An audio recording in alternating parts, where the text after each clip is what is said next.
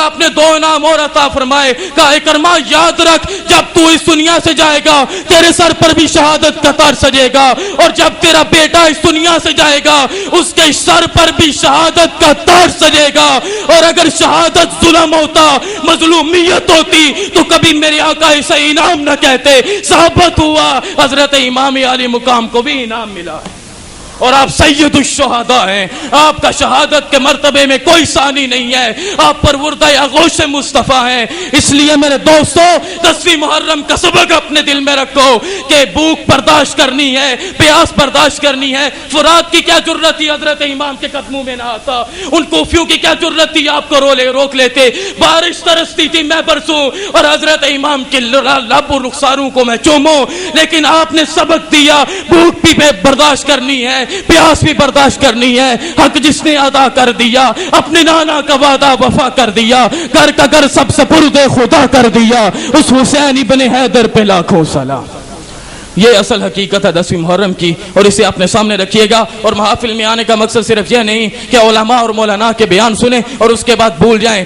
یاد رکھنا میرے سید ضیاء الامت فرماتے تھے کہ حضرت امام عالی مقام کا درس اور سبق صرف اس وقت سننے آؤ جب تمہارے دل میں عمل موجود ہو, کیونکہ آپ کا پیغام اتنا پکیزہ اور جو بھی سن لے اس پر اس طرح فرض ہو جاتا ہے کہ سننے کے ساتھ اس کو عمل کی کوشش کرنی پڑے گی, وگرنہ وہ گناہ گار ہوگا. اس لیے آوار سے جذبہ کرتے ہیں, اپنے سروں کو بھی سجاتے ہیں, اپنے چہروں کو بھی سنت مطہرہ سے سجاتے ہیں, اپنے بیٹوں کو بھی دین کی تعلیم دیتے ہیں, اپنے گھر میں بھی ایسے نوجوان پیدا کرتے ہیں, اپنے بیٹوں کے سینوں کو بھی قرآن سے منور کرتے ہیں. کہ کل اگر امریکہ برنی قرآن ڈے معاذ اللہ نعوذ باللہ منائے تو ہم جرت کے ساتھ کھڑے ہو کر بتا سکیں کہ ہم وہ لوگ ہیں, وہ خوش قسمت لوگ ہیں جنہیں حضور ضیاء الامت کے قدموں کا صدقہ اللہ کا اتنا کرم حاصل ہے کہ سورۃ الحمد سے لے کر والناس تک قرآن ایک ٹانگ پہ سنا سکتا.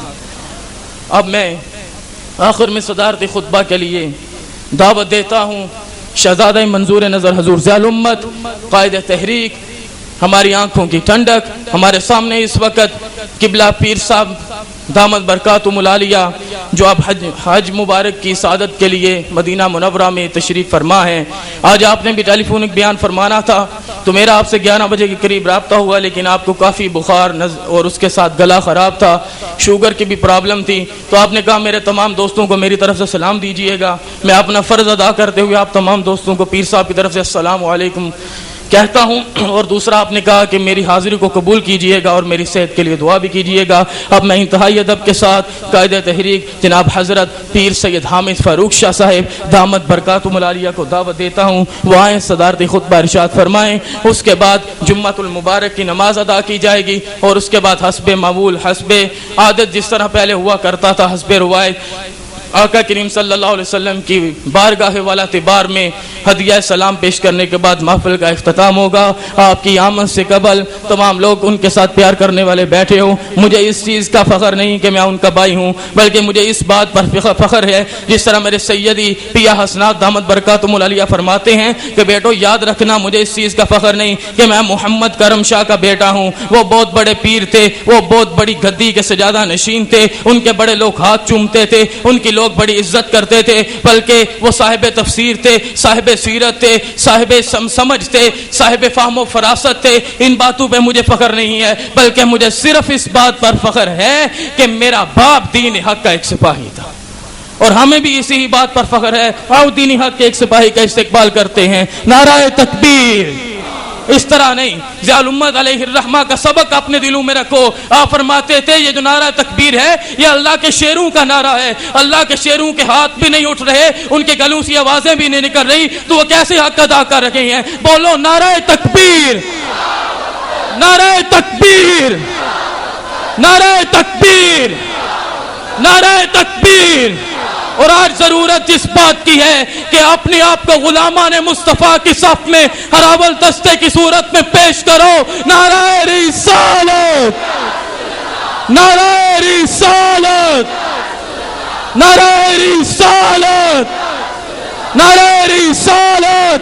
اور آقا کے یاروں کو بھی یاد کرتے ہوئے ان لوگوں کا عشق کی ایک بوند کی رب سے طلب کرتے ہیں. نعرہ تحقیق, نعرہ تحقیق, نعرہ تحقیق, اور میرے دوستوں شیر خدا کی شان قیامت تک اور اس کے بعد تک سلامت ہے، اور ہم بھی اس شان کے طلبگار ہیں. کہتے ہیں نعرہ حیدری، نعرہ حیدری، نعرہ حیدری، سیدی مرشدی، سیدی مرشدی، سیدی مرشدی. غلام ہے، غلام ہے، غلام یہ رسول میں. یہ کہنے کی بات نہیں ہے بلکہ بڑی عزت ہے. غلام یہ رسول میں، غلام یہ رسول میں. اب میں مائی قبلہ شہزادہ منظورہ نظر حضور ذیال امت کی خدمت میں پیش کرتا ہوں. اعوذ باللہ من الشیطان الرجیم. بسم اللہ الرحمن الرحیم. محمد الرسول اللہ والذین معه اشداء علی الکفار رحماء بینہم.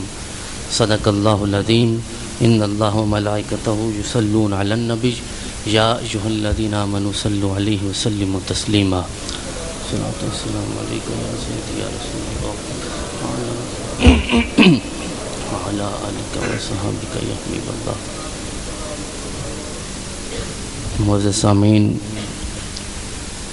وقت خاصا گزر چکا ہے، نماز جمعہ بھی ادا کرنی ہے. آپ نے انتہائی عزت و احترام کے لائق علماء کرام کے خطابات سماعت فرمائے. میں دل کی اتھا گہرائیوں سے شکر گزار ہوں تمام معزز سامعین کا کہ آپ تشریف لائے، اور خصوصاً قبلہ مفتی صاحب دامت برکاتہم العالیہ نے زحمت فرمائی. میں ان کا بھی دل کے اتھا گہرائیوں سے شکریہ ادا کرتا ہوں. مجھ سے پیشتر عتیق الرحمن شاہ صاحب خطاب فرما رہے تھے. مختلف موضوعات پہ آپ نے گفتگو سنی. اب مزید کسی گفتگو کی گنجائش تو نہیں ہے، لیکن اپنا فرض سمجھتے ہوئے ایک تو آپ کا شکریہ ادا کرنے کے لیے حاضر ہوں. دوسرا، بارگاہ اہل بیت کرام میں اپنی حاضری لگوانے کے لیے صرف ایک حدیث مبارکہ پیش کرتا ہوں.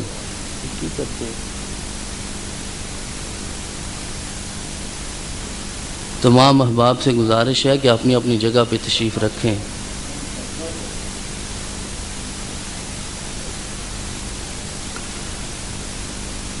آج اس پرفتن دور میں جو انسان اپنا ایمان محفوظ رکھنے میں کامیاب رہتا ہے، اس سے بڑھ کر اس کی اور کوئی کامیابی نہیں ہو سکتی. علماء کرام نے خطاب میں آپ کے سامنے یہ بات واضح طور پہ ارشاد فرمائی ہے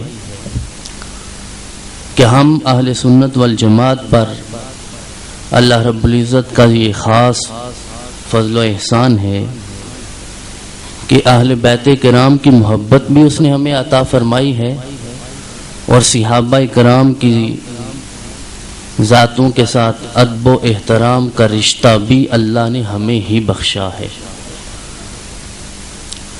آج کچھ لوگ اہل بیت کرام اور صحابہ کرام میں بغض و عناد کی دیواریں کھڑی کرنا چاہتے ہیں، جن کا حقیقت سے کوئی تعلق نہیں ہے. صرف ایک حدیث مبارکہ عرض کروں گا جس سے یہ بات واضح ہو جائے گی کہ صحابہ کرام اہل بیت کے ساتھ کتنی محبت کرتے تھے. حضرت عمر فاروق رضی اللہ تعالیٰ عنہ اس حدیث مبارکہ کے راوی ہیں. طبرانی نے اس کو نقل کیا ہے. ارشاد فرماتے ہیں امیر المومنین خلیفۃ المسلمین، عدالت و انصاف کے امام، کہ ہمارا صحابہ کرام کا یہ معمول تھا کہ جب بھی ہم حضور نبی کائنات صلی اللہ علیہ وسلم کے ساتھ کوئی بھی بات کرتے، آپ کے ساتھ مخاطب ہوتے، تو اپنی عرض کرنے سے پہلے ہم ایک جملہ بولتے تھے جس سے یہ بات ظاہر ہوتی تھی کہ صحابہ کرام حضور نبی کائنات صلی اللہ علیہ وسلم کی ذات کے ساتھ کتنی محبت کرتے. حضرت عمر فاروق فرماتے ہیں کہ جب بھی ہم کوئی عرض کرنے لگتے تو ہم پہلے یہ کہتے کہ فدا کا ابی و امی یا رسول اللہ، یا رسول اللہ صلی اللہ علیہ وسلم، آپ کے قدموں پہ ہمارے ماں باپ قربان ہو جائیں۔ لیکن عمر فاروق کہتے ہیں کہ میں نے اپنے کانوں سے سنا کہ ایک دن حضور نبی کائنات صلی اللہ علیہ وسلم اپنے حجرہ مقدسہ میں تشریف فرما ہیں، آپ کی لخت جگر نور نظر سیدۃ النساء حضرت فاطمۃ الزہرا رضی اللہ تعالیٰ عنہا حاضر ہوتی ہیں۔ حضور نبی کائنات صلی اللہ علیہ وسلم